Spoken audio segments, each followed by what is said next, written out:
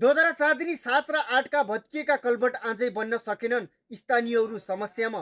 कञ्चनपुरको दोधरा चाँदनी नगरपालिकाका 7 र 8 नम्बरका वाडामा गत वर्ष अविरल वर्षाका कारण भत्किएका कलभट दोस्रो वर्षात सुरु हुन लाग्दा पनि आजै निर्माण हुन सकेनन्। दोधरा चाँदनी 8 को वाडा कार्यालय नजिकै खत्री टोल तर्फ जाने खल्लाको कलभट र वाडा नम्बर 7 मा सीआरपी चोक नजिकैको खल्लामा रहेको कलभट गत अषाढ 22, 23 र 24 गतेको लगातार वर्षाले भत्काएका थिए। एक वर्ष बितिसक्दा पनि कलभटहरू पूर्ण निर्माण नभएपछि स्थानीयले दैनिक आउजाउतमा दुःख भोगिरहेका छन्।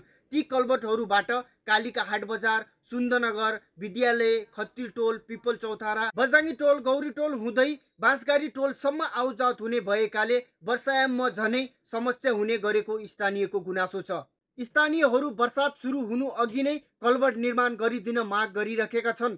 दोधरा चाँदनी 8 का वाडा अध्यक्ष ओम प्रकाश रोकायाले बजेट अभावका कारण निर्माण कार्य अघि नबढेको बताए। खत्री टोलको कलभट बजेटिङ भइसकेपछि मात्र भत्किएको हो। वाडा अध्यक्ष रोकायाले भने इन्जिनियरको इस्टिमेट अनुसार कलभट बनाउन 25 लाख रुपैयाँ लाग्ने देखिएको छ। वाडामा पनि बजेट छैन, नगरपालिकामा पनि बजेट अभाव भएकाले काम अघि बढ्न सकेको छैन।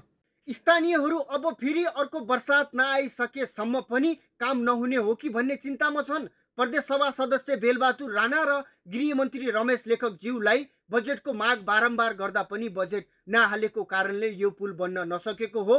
नगरपालिका र प्रदेश सरकारसँग बजेट माग गरेर आउँदो वर्षातभित्रै पुल अथवा कलभट बनाउने योजना रहेको वाडा अध्यक्ष ओम प्रकाश रोकायाले बताएका छन्।